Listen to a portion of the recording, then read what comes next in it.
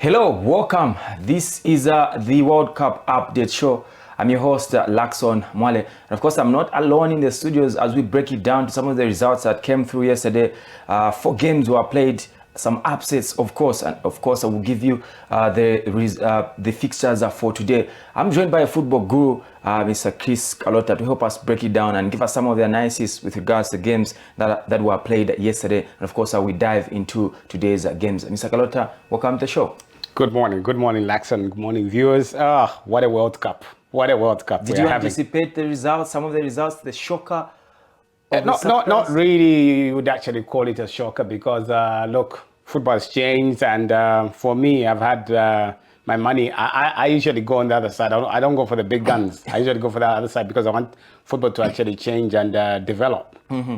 So we begin with the results between Morocco and the runners-up in the 2018 Africa Cup in Russia. Croatia nil, Morocco nil. Did we see those results coming through? No. People had their money on Croatia. Look, they've got a fantastic side and they pass the ball. They're a passing team. Mm-hmm. And what we saw yesterday, what we saw on that day when Morocco played against Croatia, Morocco stepped up their game. They raised their game. And you know, at this World Cup, if you don't raise your game, you are left behind. And there have been other teams that have actually encouraged these others to actually see, like, look, it can be done. There can be a lot of upsets. And we've seen a lot of upsets going on at the World Cup. German, 4 times winners against Japan. They came from behind and beating German 2-1. That one, I must admit, I didn't see it. But that was a close score because, I mean, the goal scored by the Japanese, that's out of this world. Taking nothing away from the Japanese, they ran their stuff. They had to grind and grit. So they did their homework. Because if you saw in the first half, they did struggle a bit to put some passes together. But in the second half, after a pep talk from their coach, they came out stronger, they controlled the game, and they recovered very well. And they believed that they could actually do it. And in believing, they actually got a goal. And from getting a goal, they actually said, look, guys, we can get another goal. I think we can get another goal. And they pushed it, and that was it. Another interesting fixture, let's just going back to the Morocco game, the other African teams. We've seen 2 teams, the other team, the first team, the African champion, Senegal, lost. Also, Tunisia drawing, Morocco, another draw. Are we hopeful that an African team can pick up a win in this tournament? Oh yeah, I'm very, very hopeful now that we've seen at least 2 African teams display that kind of game. It's unfortunate that Tunisia didn't actually win because, I mean, Tunisia was on a high. Tunisia was on a high. So I believe there's going to be an African team there are maybe 2 African teams that are going to come out of their group stages. Come out of the group and then go into the group stages. So I believe Africa has got the right material and they'll make it in the second round. Another game that came through around 18 hours, Spain. They are first away from them, and they've got experience, a young side, but there's also a bit of a flair of experience. But what they bring to the party is that they are more like the Gavi, breaking the records, becoming the first ever youngster to score at the World Cup, the teenager after Pelé from Brazil. What does this mean to young Gavi? Well, it means a lot. It means a lot. I think part of the inspiration must have come from Mbappe. In the short period that he's come on Stardom, and you can actually just see that he's actually pushing. Another result, it was the last fixture yesterday. It was Belgium won, and of course Canada won. What a tight, contested fixture. Canada missed a penalty, and of course Belgium went on to score, and it ended 1-0 in favor of the Belgians. Yeah, I tell you, football is a terrible game. It's a terrible game. Look, the Canadians controlled the game. The Canadians did everything. But what was not on their side was luck. Luck wasn't on their side. And it's such a terrible... they find themselves in such an awkward position now that they have to make sure they win the last 2 games. But look, for me, that was the... for me, that was the final. Belgium, Canada, because it was end-to-end stuff. End-to-end stuff, especially in the second period. It was end-to-end stuff. So look, the Canadians just have to regroup. They go back to the drawing board and see what they can come up with this time. They have to be very clinical. They have to be very clinical when they come in the next game. They really have to put it to bed and just seal it off. Before we go for a short break, let's now look at maybe the groups so far in terms of the standing. But another game that raised a lot of questions. Are we seeing Germany building up and maybe moving out of this group after their first loss? Does this give them confidence, knowing the fact that they'll be meeting Spain, who's coming from a 7-0 bashing of Costa Rica? Yeah, it's a tricky one because Spain won, and Germany have to win. So the Germans will come at the throat of Spain. They'll throw all the kitchen sink at them and all that kind of stuff. But I'll tell you, it's going to be very tight to beat Spain.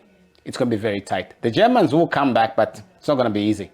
In terms of your general analysis, with the teams that have won their first games at a tournament such as the biggest tournament in the World Cup, don't you think it also gives momentum to teams like Japan, for instance, and all these teams that have won their first groups so far? It does. It does. It puts them on a right pedestal. It puts them with the right frame of mind of actually thinking, look, guys, we've got to win. Now, what we need to do is cement another win. All you need is just 6 points because, believe you me, the other two, it's either they'll draw or they drop points. So they just need another win, and with that other win, they'll be home and dry. For Morocco, they played some beautiful football, and of course, are going into the next fixture. Obviously, to be a tricky one. What should the Moroccans do to ensure that obviously they give us a win in the next fixture? Yeah, for the Moroccans, I don't think they have that cutting edge so much. They need to work on their final third. Their final third has been their letdown, and mostly they depend so much on Hakim. You know, so when you depend so much on like a defender or a midfielder so much, it's very tricky to actually start banging in the goals. But you see, they just have to turn it around. They have to turn it around. They've got no options. The last game, Belgium, we remember in our introduction of this show, we talked about it is a golden generation. They won by a goal to nil. Going into the second fixture, is it tricky for them, or are we seeing Belgium they're playing up the momentum? Look, the Belgium, the good thing is that they have depth in the squad, and they have the experience. It's a golden generation, and they've played together for a long time. So with the Belgians, you cannot write them off. Anything is possible with the Belgians, and they know this is a chance for them to rewrite history and say, look, we are back on the board, and we can make cause a few upsets. They play an African side, which is Morocco. Does Morocco stand a chance, or this will be an early exit for them? Well, the Moroccans have already got a point, isn't it? Yeah. So this one, I must say, it's going to be quite heavy for them. It's going to be very heavy for Morocco because the Belgians will build up on the confidence of that win, and from that win, they their coach Martinez said, he said, look, a win is a win. It doesn't matter how ugly you've played. The fact is that they've got the 3 points. And from the 3 points, what do you get? From the 3 points, you said, look, we can build up from this ugly performance. But what did we do right? That kept us to keep a clean sheet, and that kept us to win this game. So those are the major strengths and the major points that Belgium will look up to. Interesting. This is the World Cup update show. I'm your host, Lakson Mwale, together with the football guru, Mr. Chris Kalota, joining us as we break it down. We take a short break. We'll be right back as we look at some of the fixtures, some of the games that will be played today.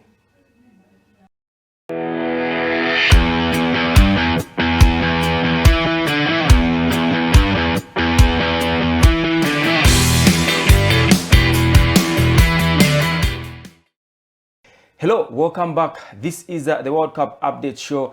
And of course, we are just looking at the results that took place yesterday. Remember, this show is brought to you by Just Kicks. It's a sports shop located just near Audio Vision, opposite Invest Trust Banker. They've given us this beautiful ball. They are suppliers of jerseys, of course, and other sports kits. Visit Just Kicks right there. Just down there opposite as you head towards Audio Vision within Kitwe Town Center. Now, getting back to today's game, Mr. Kalota, there are some interesting fixtures as well because two African teams are in action. We begin with Cameroon. They play the early kickoff at 12 hours. They play Switzerland. Are we seeing a win for an African team? The Cameroonians are very athletic. They've got strength and they've got speed, not so much skillful. And they've got an influential player, Abubakar. The Swiss are very compact and they're very disciplined side and they're very technical. They don't lose the ball easily. They hold on to the ball. Their ball possession is very nice and they're very precise with their passes. So this one is going to be a very tight one. It's going to be a tight call. A tight call, obviously, for Cameroon, but football is not played on paper. We've seen some shockers, seen some upsets in the fixtures that have been played so far. But let's now move on, Mr. Kalota. We do have Uruguay coming through at 15 hours. Uruguay versus South Korea. Asia versus South America. Asia versus South America. Another tricky encounter. You have the Koreans are known for their versatility. They're very versatile, and they're very the versatility actually makes them to be very tricky. Together with the dexterity of them being able to pass the ball very quickly. But not forgetting Uruguay.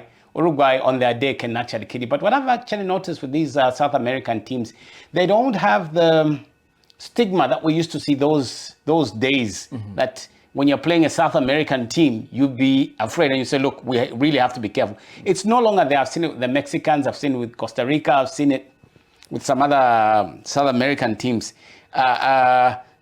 Not taking nothing away from Argentina. Argentina played very well and all that kind of stuff. But you see, a long time ago, there was that killer instinct of actually saying, oh, we're playing these South Americans. South Americans are deadly. It's no longer there. So that's why these teams, when they're playing these big guns like from South America, they're able to say, look, we can go all the way punch for punch. Another interesting fixture coming through at 18 hours. It will be Portugal versus our brothers Ghana. Another tricky fixture for an African team. Oh yeah, they've met before. But look, Ghana have to make their statement, and they have to show that when they beat Switzerland in that friendly, it wasn't by fluke, and we're counting on Ghana to actually come through, not because of the Cristiano Ronaldo wrangles and all that kind of stuff that's taking place. Look, taking nothing away from Portugal. Portugal is a very good side, very disciplined side, and they've got very high-profile players. But like I said, football, especially at the World Cup nowadays, anything is possible. So we expect Ghana to actually raise their game and play the way they played against at Switzerland. And the fact that there have been other teams that have actually shown, the African sides have actually shown that you can actually do it. And we're counting on Ghana to come through on this one. They have Ronaldo be captaining Portugal. Does that give them the morale boost, or it's going to be the Manchester United case where he hasn't been a leader? Yeah, well, with all the wrangles after that interview and all that, and with all the falling out, now he's no longer a Man United player. So what's going to happen right now is the focus that he's in right now. How focused is he? Because if they're going to depend on him so much, then they'll fizzle him out. The Ghanaians are very strong. They are very compact behind, and they don't lose the ball very easily, especially behind. So with most of the players that ply their trade in the EPL, they've got experience and they've got exposure, and they'll be very resilient behind. So what you have a side that is taking on a side of stars, but a side that is a side of made up of team of players. So Ghanaians have a team. The Portuguese, they have stars, and then it also gives them an advantage of also having a team together. But it's just on paper, as we've seen with other results. So we hope to see that the Ghanaians, our brothers, can come through, and we'll be counting on them. The last result, the last fixture, of course, at 21 hours, it will be Brazil versus Serbia. The Samba boys versus the Serbs. This is a team that everyone is looking forward to. Oh yes, saving the best for the last, actually. But look, Brazil has always been phenomenal, and you know they just sweep you over with their performance. I mean, that's a star-studded team with all their players there. You know, they expect to sweep over Serbia. But football as it is, like we've actually said in the opening remarks, anything can happen. But this is Brazil you're playing. And when you're playing Brazil, you just have to be very focused. You just have to lift your game. And you just have to make sure that you don't. The thing that they need to do is they don't need to expose themselves. Once they start exposing themselves, and once they leave Neymar and they leave Richarlison and they leave the others, then believe you me, they're in for a thrashing. Interesting. So with regards to today's fixture, let's look at the dynamics. Of course, we do have two African teams, Ghana versus Cameroon. Between the two teams, who is more likely to pull through between the two sides? I'll fancy my chances with Ghana. Ghana, they should pull through. There's not so much that has been happening in the Cameroonian camp. They do have a motivation from their FA president, which is very good. Which is very good. I mean, Eto'o being in the forefront. I mean, him being Footballer of the Year, I think 3 times, and then also the FA president as FA president, and he's there to stamp his authority, just his presence. And then the other thing is that they've got a coach who's been at the World Cup. Their coach there. So Cameroon should actually throw everything at it. They should just actually throw everything at it, you know.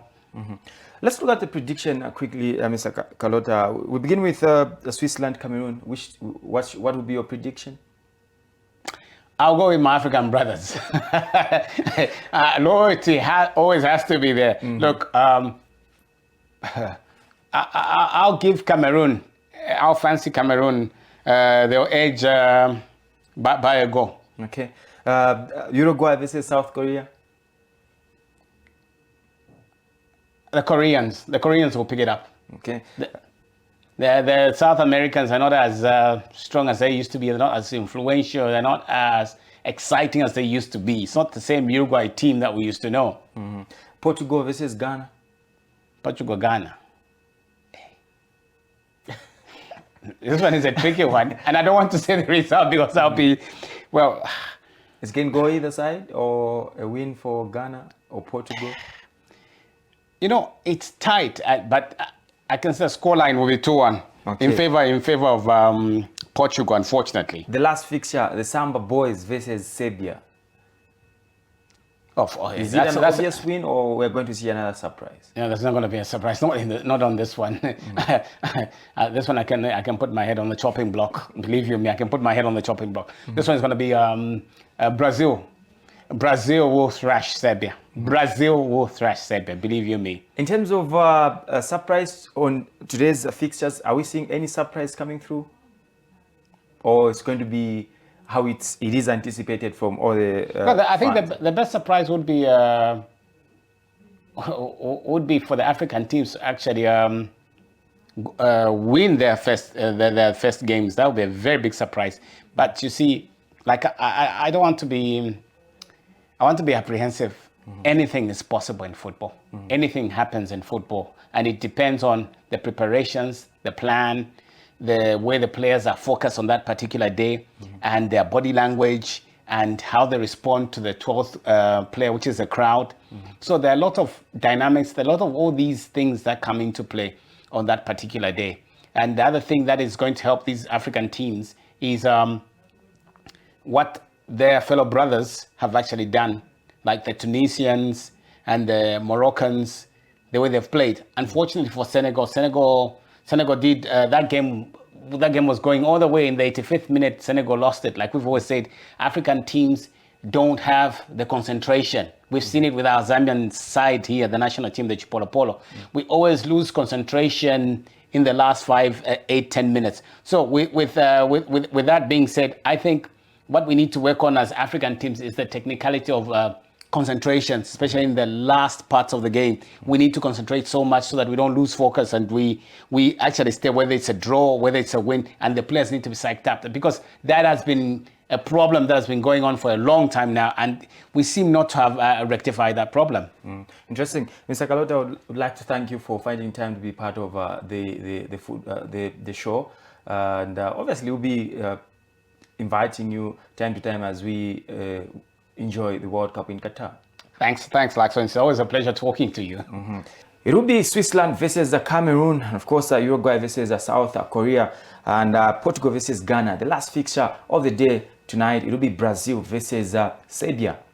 Remember, the show was brought to you courtesy of Just Kicks Sports Shop opposite Invest Trust Bank right here at Kiro Town Center. I've been your host, Laxon Mwale, together with the football guru, Mr. Chris Kalota. Until next time, it's goodbye for now.